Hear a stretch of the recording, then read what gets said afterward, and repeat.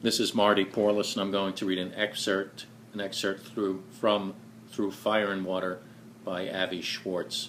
I think the thing I liked about this was the pacing, and it's just a very readable thing and very edgy. And of course, who doesn't enjoy a story about a father-son relationship? How complicated are they, and have been since Abraham? At any rate. Through Fire and Water by Avi Schwartz. Night had ended as the sun was appearing over the Manhattan skyline, and still Michael Winston was no closer to saving his kidnapped father, Jake. Jake was an old, frail, and decorated World War II hero whose fate now lay in his son's hands. Only 5 days remained until the month-long deadline. Throughout the harrowing night, he was manipulated into running 50 blocks, desperately racing from ringing payphone to payphone, answering the calls on time, fulfilling the sadistic demands of Simon, the ringmaster of the whole operation. Simon taunted and played with him like a mouse caught in a trap. With his lungs burning from exhaustion, he managed to answer another one. "How many times do I have to tell you? This is not a game," said Simon. "What do you think I'm doing, fooling around? I'm doing my best," pleaded Michael. "Your best?" retorted Simon. "Tell that to your father when we send him to hell."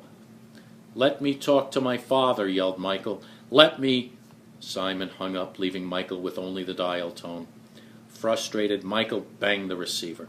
"Please, please!" From the side of his eye he noticed a homeless man walking up the sidewalk, pushing a shopping cart. "Sid! Sid!" shouted Michael. "Who wants to know?"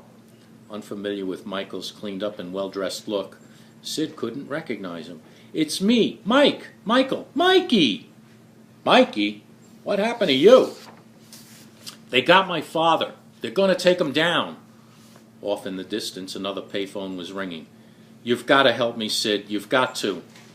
Michael reached into his right-hand jacket pocket, removed a digital recorder, and handed it over to him. Another payphone rang, chiming in harmony with the first phone. "It's all here. I gotta go." Michael gave chase. Sid activated the recorder. Sounds of thunder, heavy rain, blustering wind, and Michael wailing were heard. It was the night that his father had died, 25 days earlier. Several hours had passed since Jake passed on. The grief was infusing itself into Michael. A failed but brilliant man, Michael had been living on the streets for the last 15 years. Homeless. His only companion was his shopping cart, Marty.